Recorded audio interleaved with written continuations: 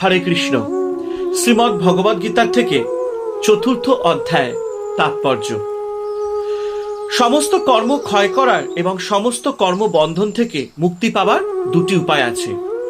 কর্মের তত্ত্ব জানা এবং সেই তত্ত্বজ্ঞানকে উপলব্ধি করা। ভগবান তো সৃষ্টিকার্য করেনই, কিন্তু তাতে কর্তৃত্বাভিমান এবং ফলাশক্তি না থাকায় সেগুলি তার বন্ধনের কারণ হয় না। যে ব্যক্তি কর্মে নিয়োজিত থেকেও কর্মফলের কামনা মমতা পোষণ করেন না, অর্থাৎ যিনি সর্বদা কর্মফলে নির্লিপ্ত থাকেন এবং নির্লিপ্ত হয়ে কর্ম করেন, তিনি কর্মবন্ধন থেকে মুক্ত হয়ে যান।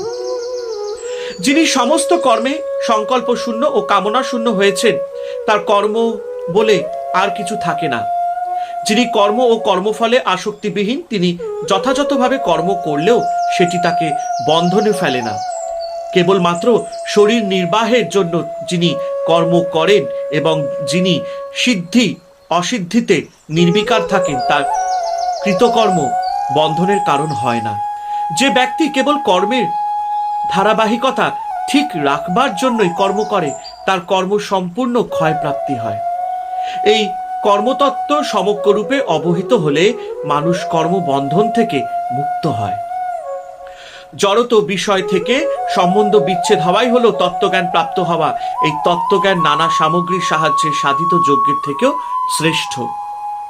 তত্ত্বজ্ঞান প্রাপ্ত হলে মানুষের সকল কর্ম সমাপ্ত হয়।